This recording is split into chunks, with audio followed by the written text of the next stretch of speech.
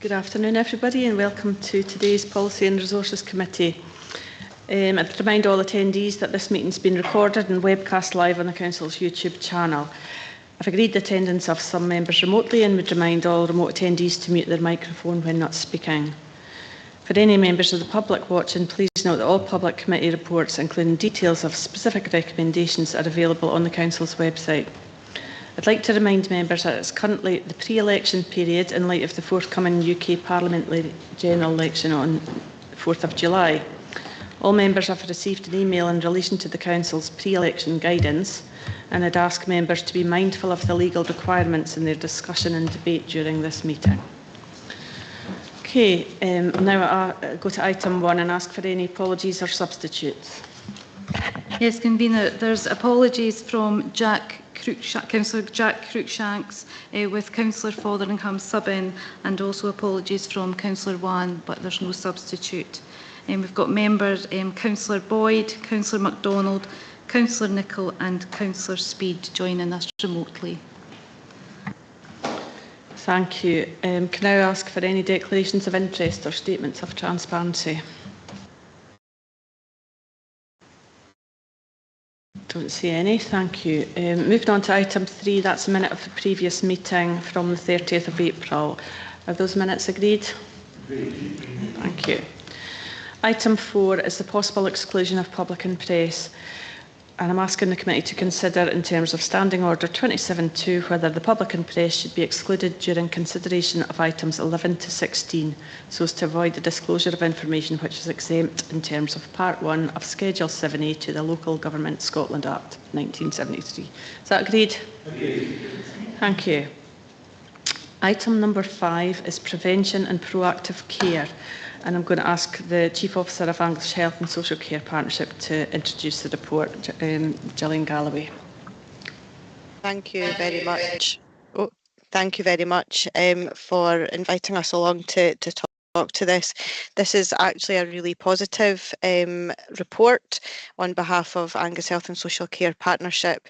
I won't go through the full details of the paper. People have had the opportunity to read the information, but just want to point out a couple of things in relation to the work that Angus have been doing around prevention and proactive care.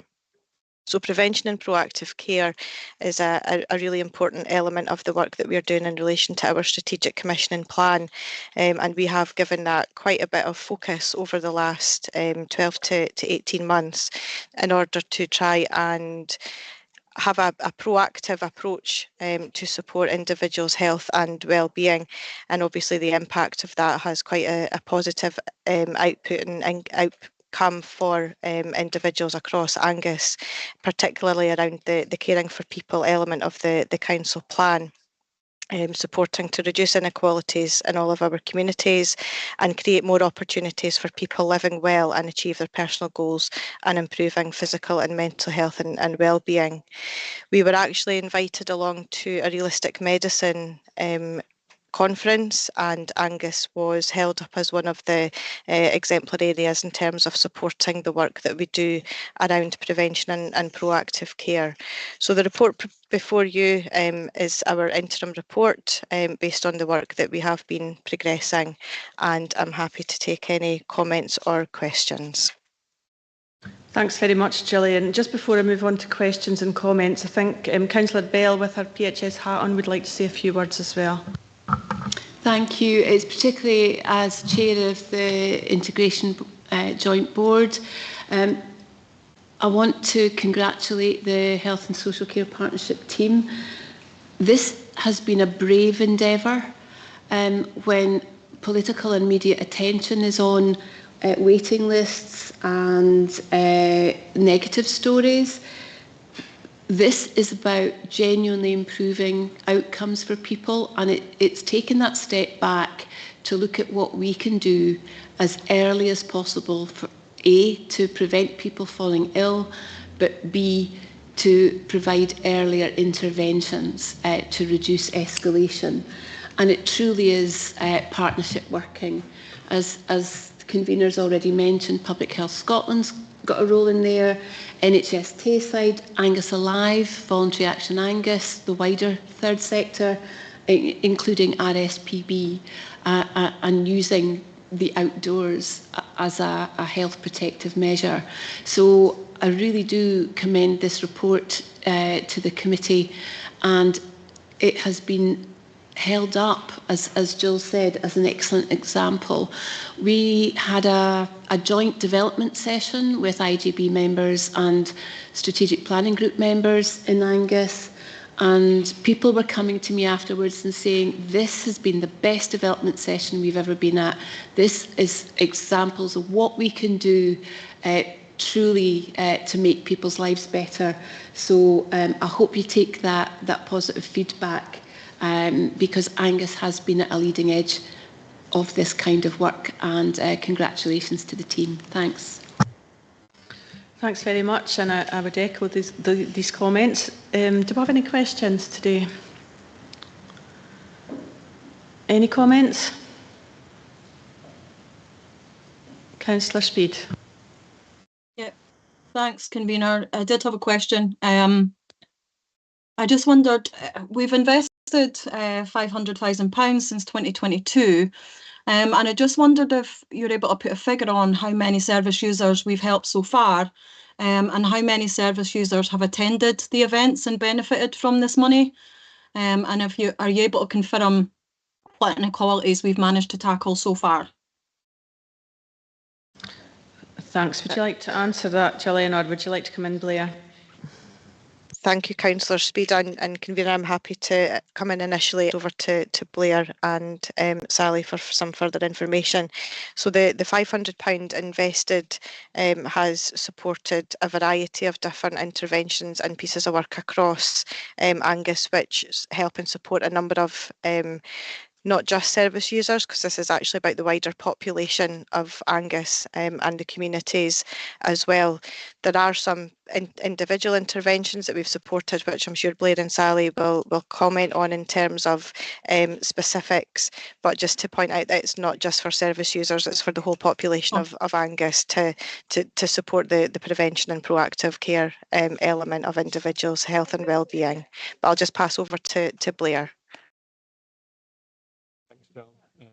Yeah, as Gillian was explaining, the interventions are designed for population. We won't all. Okay. They'll get all the back in the last.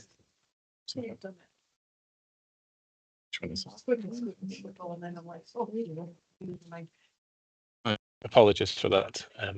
As Jill was saying, the interventions are to be picked up population-wide. We won't capture all the numbers within that, but specifically we do have tested changes going on across Angus, one in particular around our population most at risk within Brecon. We're working with a population group of 143 initially, with the plan to scale that up. There's 4,000 patients that we know within our SPARA list that are most at risk, that would benefit the most out of these interventions. We want to target those that have long-term conditions, older adults initially, but work that back. So there's this initial stage is about ensuring that activities, interventions, information is readily available. We'll track that through our evaluation report. So March next year, we'll have a full year's worth of data. The first year was about building the partnerships and a lot of the interventions and scope and work looking at our data. So Public Health have been excellent in NHS Tayside in helping us develop an evaluation framework. We'll come back to Policy and Resources Committee next year with a full year's worth of data, so it'll give a lot more specifics around impact and numbers of people that have engaged. Thanks very much for that. Councillor Gregg. Thank you, convener. Basically, off the back of Councillor Speed's question, which I think was quite important and quite valid, as a way of being able to show value for money for the £500,000 that's been spent. To be quite honest, I found your answer a little on the vague side. So if you can give us a bit more specific details on numbers, that would be most appreciated. And if you're not able to provide us with those figures today, then I'm sure myself, I certainly would, and perhaps Councillor Speed as well as the rest of the committee would like that in an email so that we can go over that and look at it a bit more closely if that's possible, if you don't have those specific numbers to hand just now. Thank you. I'm happy to come in on that, convener, and happy to look at that. As Blair said, there will be a full breakdown in the full report.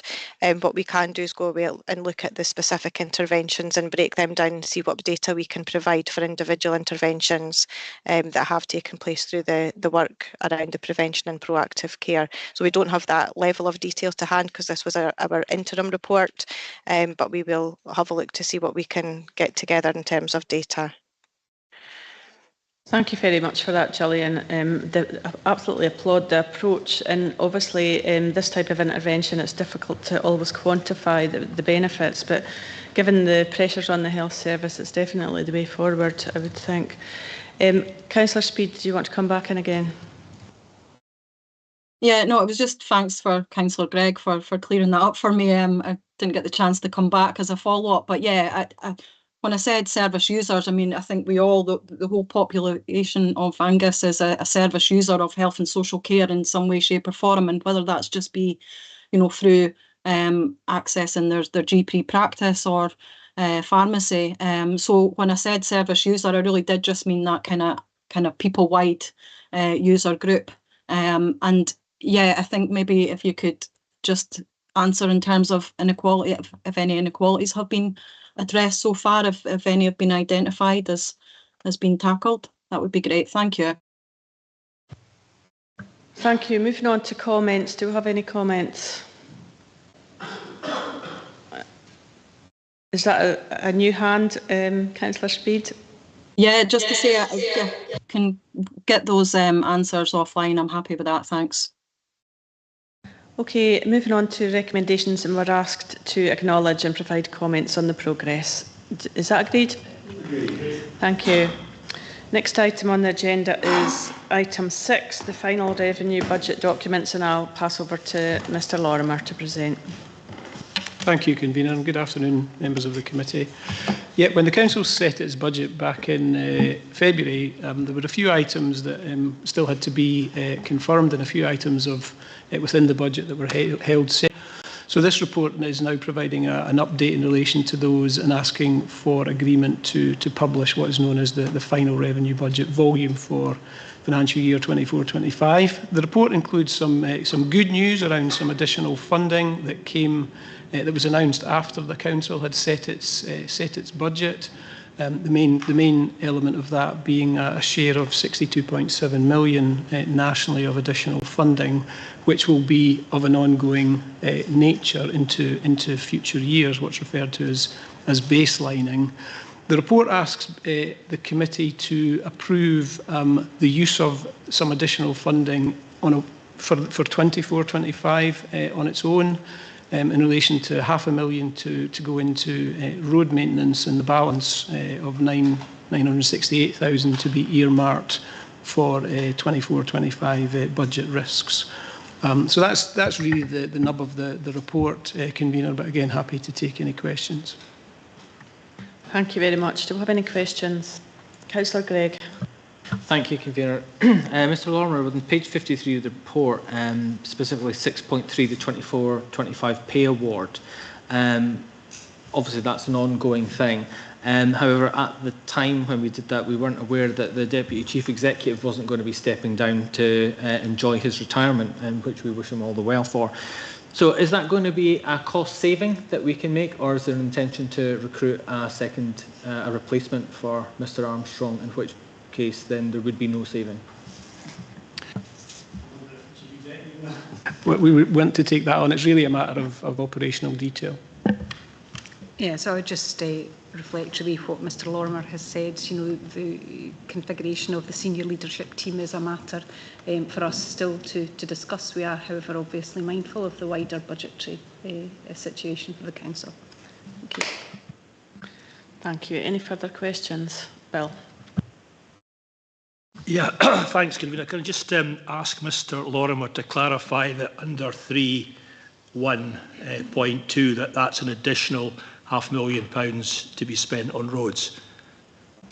Yeah, happy to confirm that, Councillor Duff. That £500,000, if the committee agrees, that is over and above what the revenue and capital budgets that were agreed for roads and road maintenance back in February when the budget was set. Yeah. Thanks for clarifying that. Any further questions? Councillor Speed. Thank you.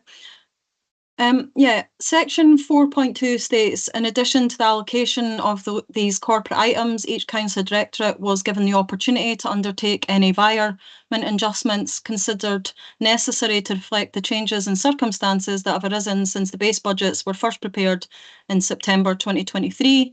I'm just wondering how much money was wired since the base budgets were first prepared in September 2023, and if significant, what were these adjustments? Going through you, Convener. Thanks, Councillor Speed. I think the adjustments were relatively rare. I'd come back to you with the detail of that. All of it was done on the basis of within the departmental totals that had been agreed. So it's really just about moving budget around to better fit where we expect the expenditure to come about. So it's really, I guess, a tidy up exercise, but within the same totals as the council had agreed, Councillor Speed. But I can come back to you separately on the detail of that. Okay, thank you. Okay, any further questions? Any comments? Councillor Beattie. Thanks, Convener. Yeah, it's just on the back of Councillor Duff's question there. That 500,000, I mean, it's no surprise that our roads have taken a real battering over the winter. So it's just good to see that 500,000 going into roads on top of the £1 million permanent increase to our capital budget for roads. Thank you. Councillor Braze.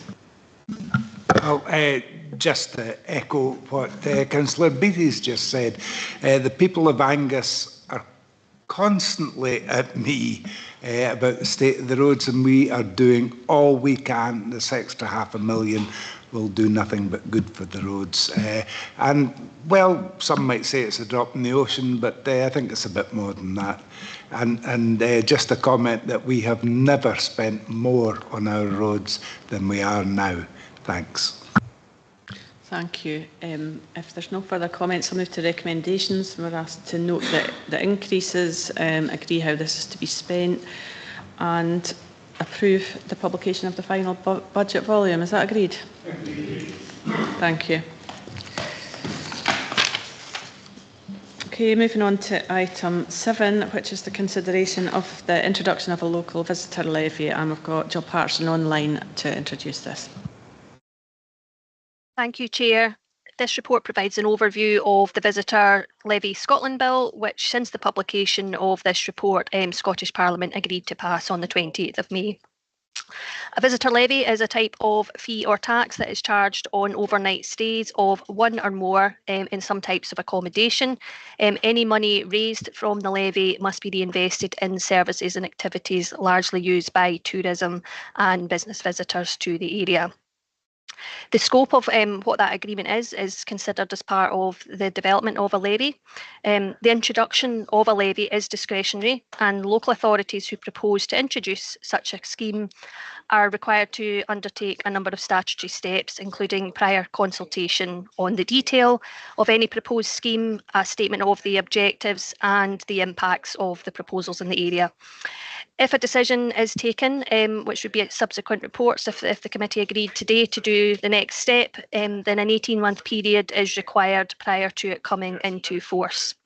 Just a point of correction, within the report in front of members under paragraph 5.1 on the last sentence, it should read 24 hotels rather than the 4 as stated in the report. The report in front of you today seeks agreement for officers to undertake engagement with key stakeholders on the potential form and what the outline of a proposed scheme might be, and also assess the resource implications for the council. And a further report would be brought back reporting on the outputs from that exercise. Thank you. Thanks very much for that. Do we have any questions? Councillor Bell.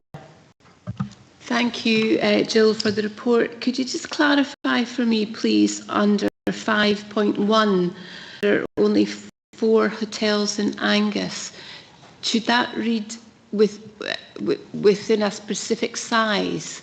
Because that doesn't seem to make much sense to me. Thanks. Sorry, I think Jill just clarified there it was meant to be 24 hotels and not 4. Oh, sorry, I missed that. Thanks. Councillor Gregg. Oh, thank you, Convener. If we were to agree to go with this and go through the engagement process, what would be the overall cost to the council in officer time and engagement to then subsequently produce that report and bring it back? What would be the overall cost of that? Thank you, Councillor Gregg. I think it's difficult to quantify. What we're looking to do is we already have significant engagement with the tourism sector through Angus Tourism Cooperative and also other members of the tourism industry out with the cooperative as well. So what we would be looking to do as officers is really work through those existing meetings and engagement that we have to get some informal feedback on what the outline of any proposed scheme might look like, and work with those members to really support us in doing that engagement. There are a little bit specifics around the costing side, so working with finance colleagues around what it might cost to administer the levy, and effectively, the detail of the levy itself does allow a kind of administration costs to be deducted from that if you were to go ahead and actually implement it. So at this stage, I would say it's difficult to quantify because we're looking to do that through our existing networks, but there would be a little bit of staff time just looking at the detail of that proposed scheme and also to do the impact work.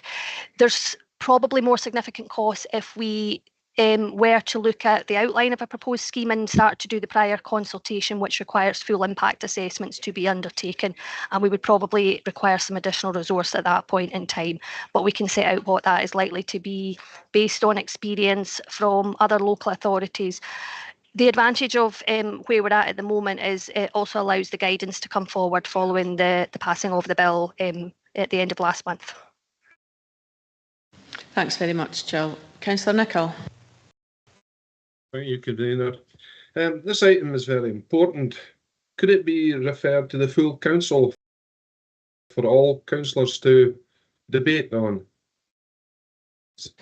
Thank you. I'll let this point. We're not being asked to make any decisions. We're asked to agree to the further consultation with stakeholders. But would you like to come back in, Jill? Yes, just to clarify at this stage, we're not asking for agreement to proceed with the introduction and the formal stages to introduce a levy. It's just to undertake that further engagement, and it may be appropriate at that second stage if we were to come back to speak to colleagues and ask if that should be referred to full council at that point in time. That's great, thank you. Any further questions? Any comments? Councillor Duff and Councillor Braze and then Councillor Gray. Yeah, thanks, Convener. Yes, I'm really pleased to see this paper come forward.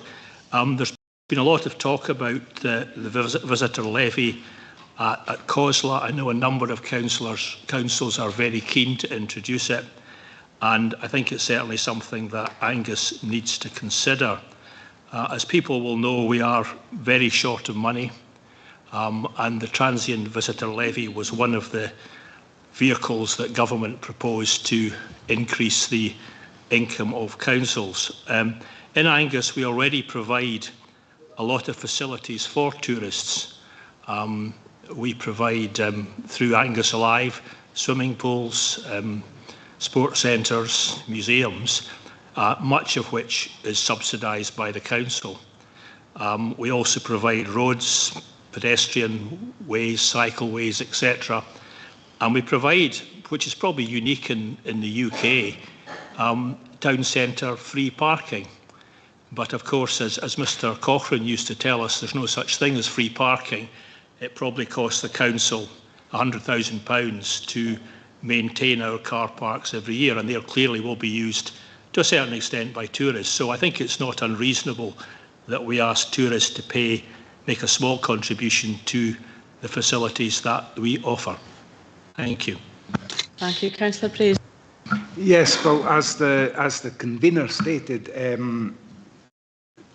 we're being asked today to instruct officers to undertake engagement with stakeholders, with the people that this really counts for. And why on earth wouldn't we engage in that sort of consultation and that, that conversation with everyone that might be affected by this?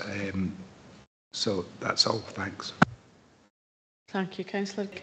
Thank you, Convener. I make no bones about it. I completely and utterly, wholeheartedly disagree with the introduction of a tourist tax in Angus, and that's what it is. It's just another tax. Already we've imposed the short-term lets licensing fees upon short-term lets, which has had quite a significant impact on the availability of our bed and breakfasts, which has reduced. It's what's also caused a reduction in fees to the licensing committee itself, which is supposed to be self-sufficient. I'm glad Ms Patterson made an amendment to 5.1 because when I first read the report, I thought that's ridiculous. There are far more than 4 hotels in Angus. But the really important thing to note about the hotels that we do have in Angus, the vast overwhelming majority of them are independent businesses that rely heavily on our tourist trade. Similarly, with our bed and breakfast, we've got some very long-established bed and breakfasts that are now having to pay additional fees to secure the short-term lets licence. The introduction of a tax on their tourism, which, when you look at it, it says in the report, an overnight stay costs £120. But think about how much work a bed and breakfast owner or hotel owner has to do in order to get that £120. Their staff, their fixed running costs, their operational costs, their advertising costs, their booking fee costs. A lot of that money is taken up in expenditure, and they're not actually making that much money. To then apply another tax on top of all of that is going to significantly impact them. Dundee has got loads of big chain hotels. They can absorb this tax a bit more effectively by reducing rates and pulling in resources from other places where they've got hotels throughout the rest of the country, including the rest of the whole of the United Kingdom. Our independent little hotels and bed and breakfast don't have that luxury. They don't have that capability. They're running at as best as they possibly can, and the introduction of yet another tax on their business may cause more to even fold. It says in the report, if we base it on a 1% or a 3% levy, we'll raise this much. But how is that going to happen if, because of an introduction of another tax, that many of our hotels are closing? That is not what we're being asked to decide. Point of clarification. Excuse me, one at a time, please. One at clarification then, whatever you want, Councillor Gregg, but the fact is that the recommendations say nothing about introducing a levy. What they're talking about is engagement with stakeholders. I mean, are you for it or against it? Should we consult them or not? That's what we've been asked today. Thank you, Councillor Braze, and thank you for your comments. And that's probably precisely why engagement with key stakeholders is very important. And as Councillor Braze pointed out, that's what we've been asked to agree today. I've got Councillor Boyd waiting to come in. Yes, thank you very much. With the debate the way it's gone, I totally agree. We are only looking to go for either further consultation, etc., etc. But I should have brought in a transparent notice of transparency, since I do own some holiday lets. I didn't do it at this point in time because I didn't think it was right, but I would think from now on, whether this does come, as Councillor Gavin Nicholl said, whether it come to full council or to this committee. And I think anyone else that does have holiday lets will have to be very careful, because I'm not the only one in Angus. Thank you. Thank you. Councillor Bell. Thank you. First of all, it's not a levy on the business, it's a levy on the visitor to support the infrastructure that we provide, that they use while they're here. And also, it might be helpful to flag up that COSLA is putting on a special members briefing on the 12th of June. That email is in your inbox. And if you would like to find out more, I would suggest that you join that seminar. Thank you. Thank you. Councillor Gregg, would you like to come back in briefly? Just in reference to Councillor Boyd's point, he was given the opportunity to offer a statement of transparency or a declaration of interest. Excuse me, I'll just stop you there, because I'll once again point out we're not being asked to make a decision today. We're being asked. So I'll part of clarification then. He shouldn't be taking part in this discussion as he has an interest to declare. I think when it comes to the time when we'll be taking a decision on implementing a visitor levy, that would be a valid comment at that stage. We've been asked to note the progress and agree to officers consulting with stakeholders, so I think that's quite legitimate. But I'll take advice from our legal advisor. Thank you, Convener. Just to confirm, it is up to an individual member to determine whether to declare an interest or statement of transparency, and they can do that in the process of the meeting. And on this occasion, Councillor Boyds declared a statement of transparency as it's arisen from the discussion, so he is entitled to do that.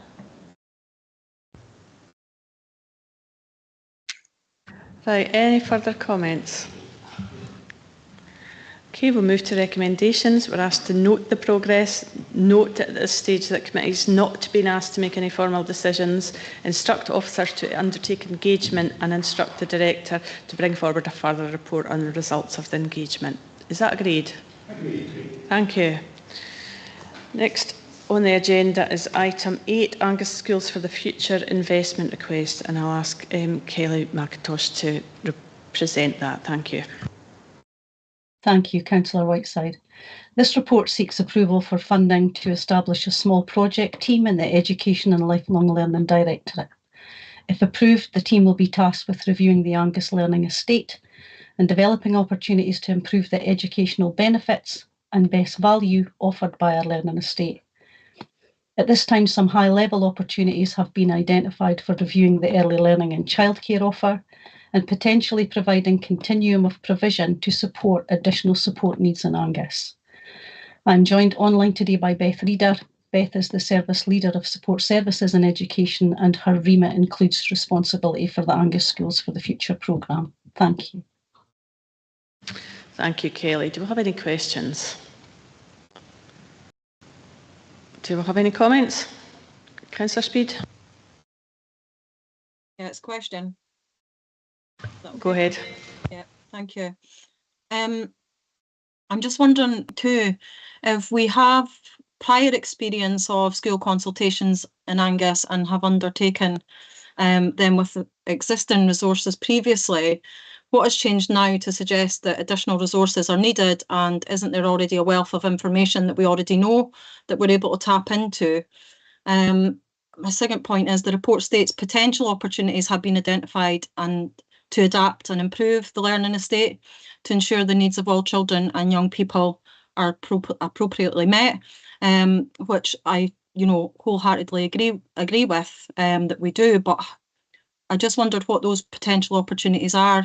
You touched on a couple of things there, but are you able to give a little bit more detail? Thanks for your questions, Councillor Speed. So in relation to 5.2, the prior experience that we're referring to was the last big consultation we did around the Stracathro and Edzell work. So at that time, there was a dedicated team within the council, a service leader with a team of staff, including administrative staff, and that no longer exists in the council. The work for the actual Schools for the Future programme did not sit within education at that time, and now it does, and Beth manages that with no dedicated team below her. So that's the reference to that. Members of Family Education and Justice will also be aware that we recently undertook a statutory consultation for Abbey View campus. But that was what we would have called an administrative consultation, because we were simply changing the name. The two settings were remaining, but under the Statutory Consultation Act, it had to be treated as two closures and one opening. But it didn't involve any of a level of consultation that we expect this to involve. So that would answer the first question. Beth, do you want to come in on the second point? Yes. Happy to do so. So in terms what we're looking at continuum of provision. So we recognise there's an increasing level of need within Angus, and it's currently resulting in increased numbers of out of authority placements. The intention is to review our current offer to consider whether it's feasible to offer that continuum of provision within Angus and better meet the needs of children more locally rather than needing to travel. Thank you both for your replies. Any further questions? Any comments? I don't see any hands.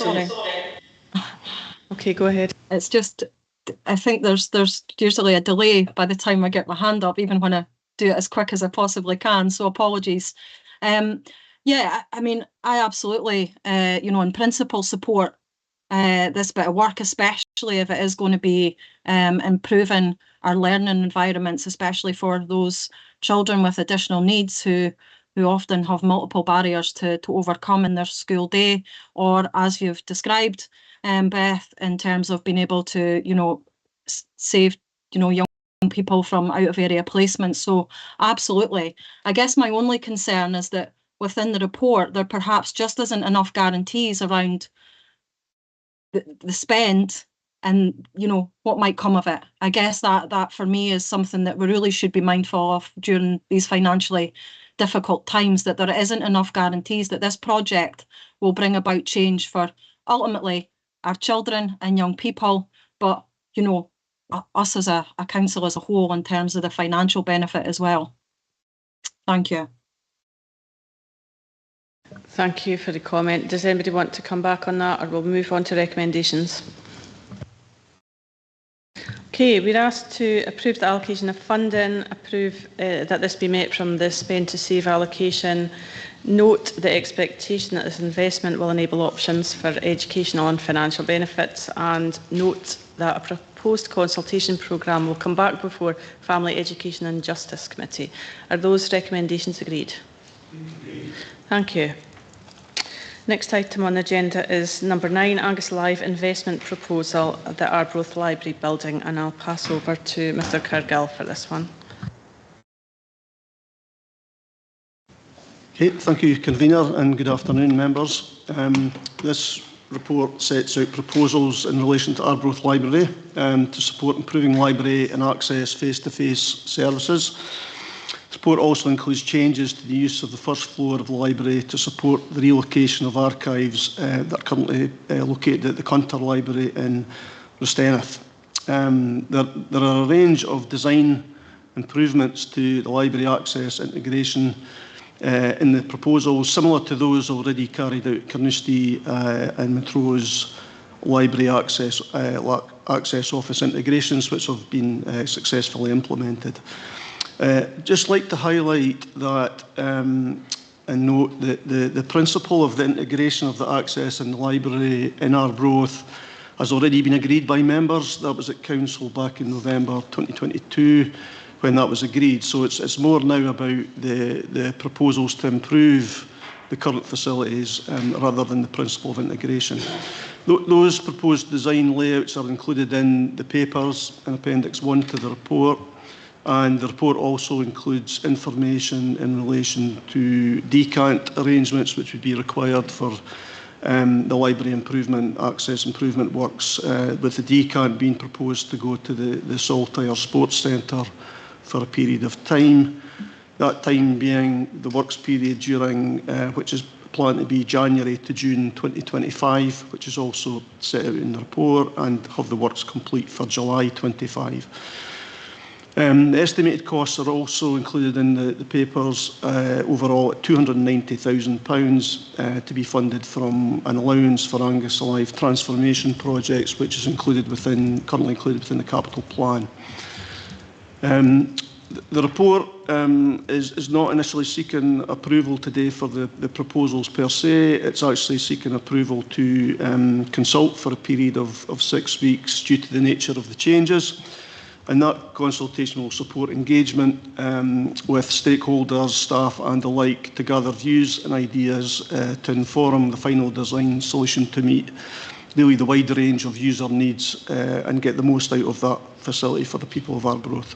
And so we will bring back, after that period of engagement, we'll bring back a further report to the P&R Committee in September with that feedback and for a final decision at that point. Happy to take any questions. Thank you very much, and I'd just like to thank Mr Cargill and Mr Stevens for the opportunity yesterday for members to go and visit the library and view the area where the proposals are to take place. It was really useful. I'm sure everybody who managed to come along would agree. Now open up to questions. Councillor Speed. Thank you. So, yeah, paragraph 6.7.2 states that citizens using the facilities can comment on design proposals. However, earlier in the same paragraph, it states that the integration of Arbroath Library access will not form part of the consultation exercise. My question is, how will the citizens' comments on the design proposals be incorporated into the design, and how will we know that this has been the case? And I'm just also wondering why we can't, there's a perfectly good access office at Kirk Square that received a substantial investment some years ago. How can this not be utilised? Because this would keep that kind of space central while works are being undertaken. Yeah, thanks for your question, Councillor Speed. I think, the first point is probably around the fact that, the decision has already been made by Council in terms of the principle of the integration, and that was, back in November 22, so that's already agreed. I think this part of the process now is more about, engaging the users of the facilities and potential users of the facilities in terms of what the design proposals are now and how it meets their needs, and we're planning to do the consultation using the Engage Angus platform as the main focus of attention and feedback, but we'll also be putting information out into the library where people can use other modes of feedback. We can have paper copies, for example, if that suits user needs better, and that information will be gathered back, collated, and presented back to elected members in September as a further report. So that's where the final decision would be taken on the proposals. Thank you. Councillor Beattie. Thanks, Convener. Mr Cargill, I understand that the Brechin local history collection has been moved. I take it that's going to Arbroath. Will that be the same for other libraries as well? Will their local history collections be moved there as well? I'll maybe defer that one to my colleague Ian Stevens from Angus Alive, who, if that's okay with you, Chair, you have more information on that aspect. Thanks for the question, Councillor Beattie. So, in essence, yes, we're looking to consolidate the local history across all of the Angus Alive Libraries estate, and the core for that would then become Arbroath Library. Makes it much easier for us to obviously coordinate and present that information in the one venue than have bits and pieces based around the county. There will still be some elements though within the collections that still appear within those town libraries as such, so there'll still be some information in there, but the main crux of the collection will be based down at Arbroath Library. Thank you for that. Question's quite interesting. Presumably that will form part of the consultation that the public can feed into. Yeah, absolutely, yeah. Thank you. Any further questions? Councillor Gregg. Thank you, Convener. Just off the back of Councillor Beattie's question there, I'm slightly disappointed that some of the local things are being taken out of the local areas. I can understand perhaps the reasons being. When it comes to things like library books and things, I presume that people in those libraries, for example, if they specifically needed a book, reference material specific to that, if they weren't able to travel to Arbroath, could they request to have that book or piece of information brought to Forfar Library? And in a similar vein, when it comes to our museums, would they be encouraged to, or through yourselves, Angus Live, to have maybe a local history week where if most items have been transferred to a central place, in this case Arbroath, that these can then be brought back and exhibited for people to see and advertised well, so that we're kind of we're not so much losing all of the local bit, but it's still there and available, but will be publicised as well, so we're not losing that localness. Yeah, the short answer to this is yes. We already have a process in place for movement of books around the county, so you can go into a library right now and ask for a book to be delivered to your town library. It might not be based there, but we have a collection that we know where all the books are located around the county. So yes, and your second point there is a good idea in terms of creating a bit of a buzz about a local history week, and yeah, absolutely, we can get the team to look at that going forwards. Thank you. Thank you. Do we have any further questions? Councillor Duff. Yeah, thanks, Convener. Maybe just a question for Mr Stevens, just to confirm that my understanding is that the current archive at Rosteneth contains material from all over Angus that's centralised there. And it's what we're talking about here, simply moving that from Rosteneth to Arbroath. So the principle essentially is as I understand it, we have a centralised archive at the moment. Yeah, thanks for the question. Yeah, absolutely, that would be the case, that there is a central point there at Rosteneth, and it effectively would be a lift and shift from everything that is there down to the first floor in Arbroath Library. That's the plan anyway at this stage.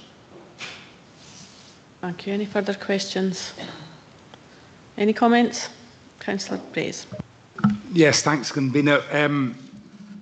As a board member of Angus Alive, we often talk about our engagement with councillors, and officers at Angus Alive are very keen to participate in dialogue with any and all councillors on any issue they want. And I would really encourage councillors to take up that offer. Angus Alive is a really important part of the whole Angus enterprise, and please do take up that offer to engage and participate with them. Thanks. Thank you. We've got Councillor Speed and then Councillor MacDonald online. Yeah, thank you. I believe Access Office service is a very important part of our council business, and I'm still not entirely clear. I don't think that my questions were really answered in terms of that engagement part. Councillor Speed, can I just come in and just remind you that we're looking at the proposals in front of us in the paper today, not decisions that have been made previously. Thanks. Yeah, that's what I'm referring to in terms of not being entirely clear, and just how people, particularly those that are regular Access Office users who are not online, are going to be able to input into those plans. I also asked a question around the utilising of Kirk Square, the steeple access that was the original Access Office space, rather than go out to the Saltire Centre, which is certainly not as easy to access.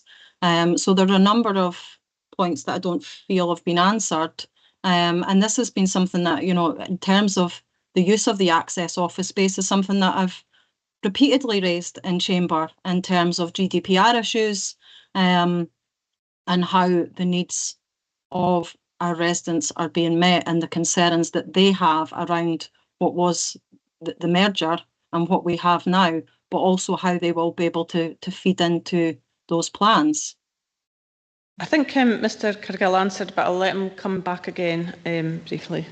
Yeah, I'll just give you, Councillor Speed, just give you reassurance around the consultation and engagement that we will make it as accessible to everybody that we possibly can using the facilities. We will, you know, there is obviously the online method which a lot of people engage with, but I know there are others that will require more support to do that, and we'll work with Angus Alive to ensure that folks who are in the building, there'll be displays, we'll put display boards up, we'll encourage people to engage in the consultation, and we'll make it, you know, accessible for everybody to participate, and we'll bring all that feedback back.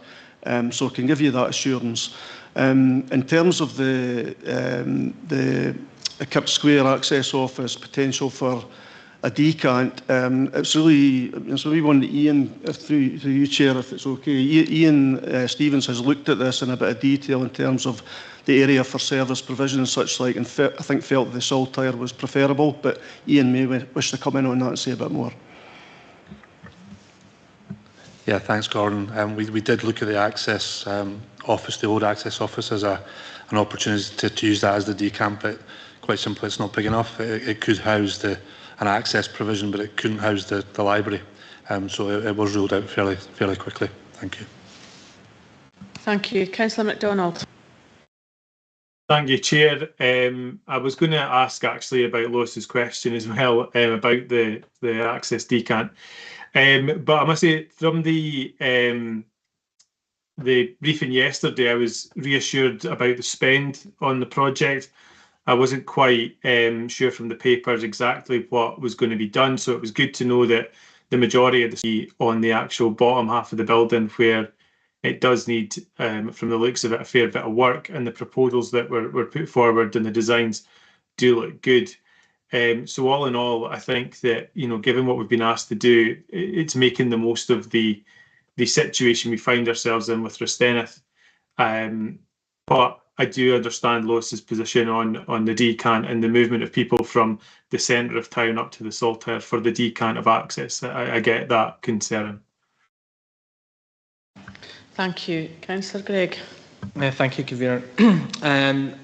As with yourself, I'd like to thank everyone for being able to attend the in-person meeting yesterday. It really did make such a difference to it just being on Teams. So I appreciate that and thank you. It did alleviate some concerns that I had, and I also want to thank you for taking on board the quite strong criticism from both myself and Councillor Cowdery, especially with regards to the consultation. You've given us assurances around that, and I'm happy with that. So I just wanted to thank you for that. With relation to Councillor Speed's issue with the access office, I completely agree to an extent with her position, but I would stress it's a temporary thing. The access office will move back, and this is just so that they can obviously do all the works.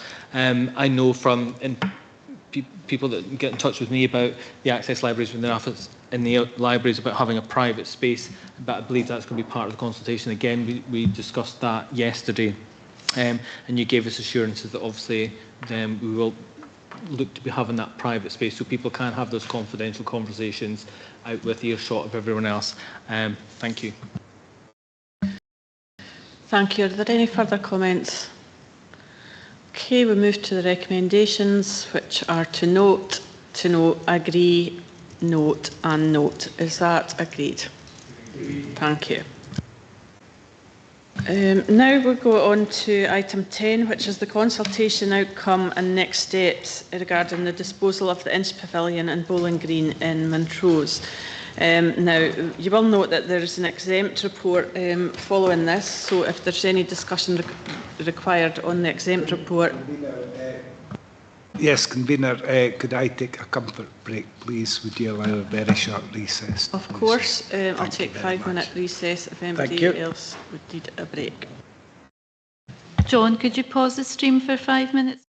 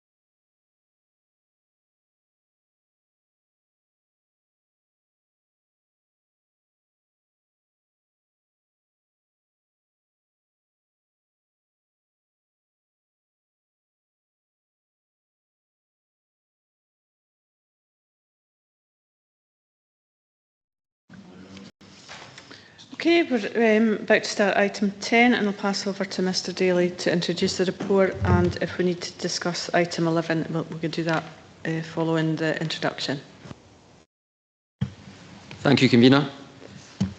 Following the meeting of the Policy and Resources Committee on 24th of October 2023 and the agreement in principle to the sale of the Inch Pavilion in Bowling Green and Montrose, a formal consultation process was undertaken in relation to the proposed sale of the site.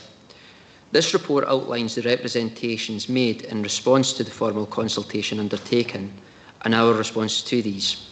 Members are asked of regard to these representations, and thereafter it is recommended to agree to proceed with the disposal of Inch Pavilion in Bowling Green, subject to the consent of the court.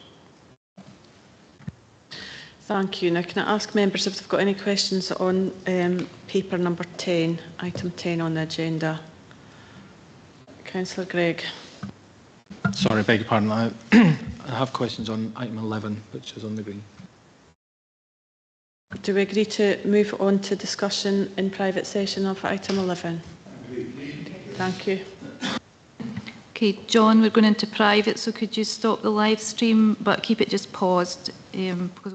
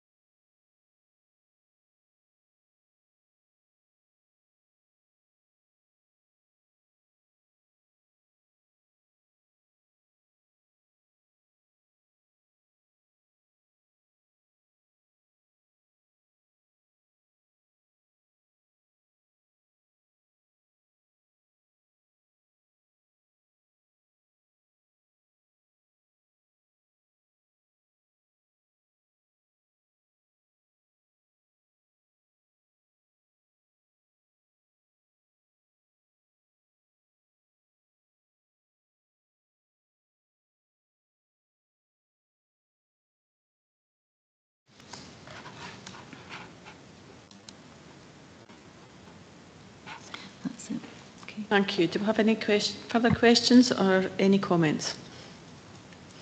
Councillor Gregg. Thank you, Convener.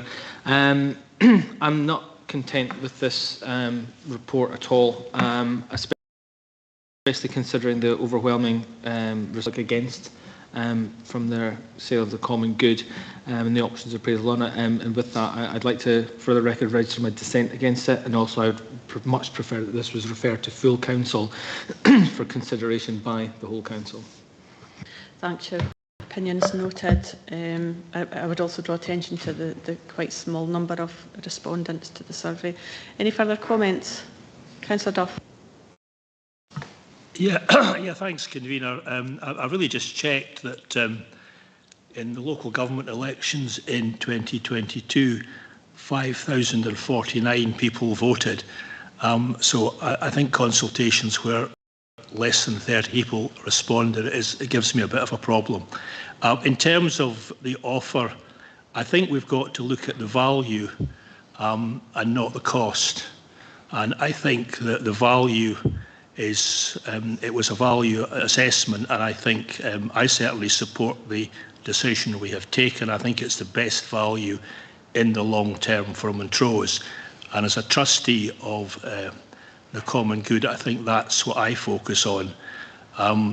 The proceeds of any sale could only be spent in Montrose. So it really, with the greatest respect to other councillors, it doesn't really matter to a Forfar councillor what the price is, because that money could only have been spent in Montrose. And that's a decision of, that's a decision eventually, ideally, for the Montrose councillors. We cannot spend any additional money anywhere else that's against the common good rules. It has to be spent within the borough of Montrose. So I'm very happy with the decision. I think it's the right decision. It has taken a very long time, and I'd like to thank Mr Daly and his colleagues for all the work they've done on this. It's been quite laborious, and I think quite thorough, and I'm happy to support their decision. Thank you. Councillor Breeze. Yes, I too am happy to support this decision on the grounds of value, and I too am a trustee of the common good. And just to point out that Montrose Port Authority shares many of the objectives of Montrose Common Good Fund. There's a great symbiosis between the two. And yes, there is a difference price offered, but I'm more than happy to live with that, because Montrose Port Authority is a big employer in the town, and it has a huge economic benefit to the town, and it also pumps a lot of money into the town through its trust status. It's a trust port, and it puts money into good causes just the same as the Common Good Fund does. So fully supportive of this on the grounds of best value. Thank you. Thank you. Councillor Nicholl. Thank you, Convener.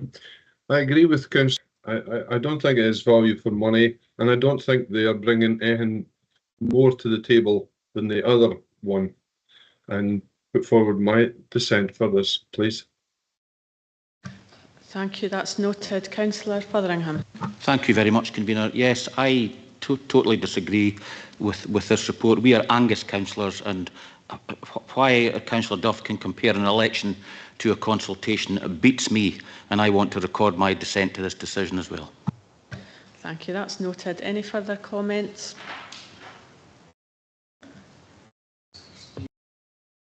Speed. Yeah, thank you. I was just going to second Councillor Gregg's suggestion of taking this to full council, given that there's different views and opinions. I think I'll take legal advice here. I think we've had a very full options appraisal carried out, but I'll pass on to our legal representative, Alison Watson. Thank you, Convener. So Standing Order 36.2, a referral to be made to full council. If Councillor Gregg was moving for that, it wasn't clear, but if you are, you can move that, and that could be seconded by Councillor Speed. and that is provided in Standing Order 36.2. Would you like to propose that as an amendment? Yes, I would, and I'd like to thank Councillor Speed for seconding me on that one. Thank you.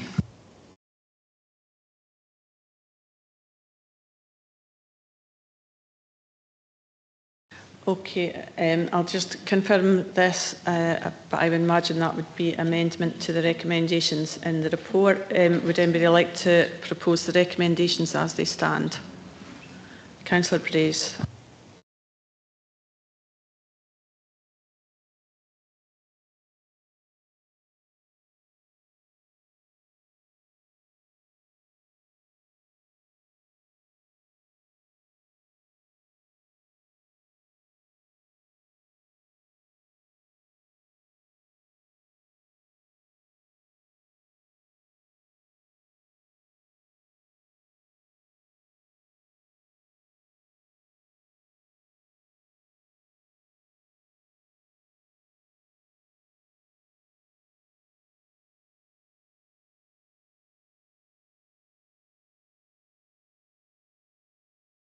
Okay, we'll just take a few minutes of a recess to agree on the way forward with this. 5 minutes. John, could you pause the live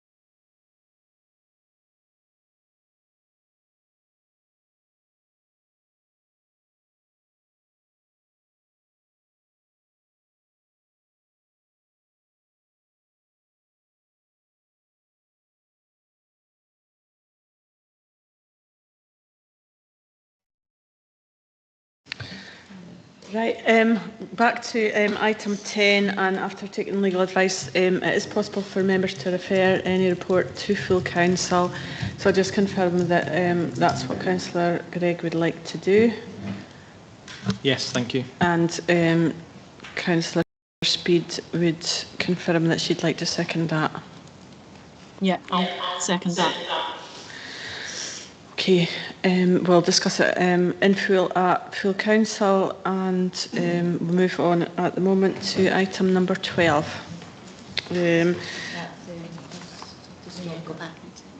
John, that's us now in private for the Policy and Resources Committee, so that's the live stream stopped for good.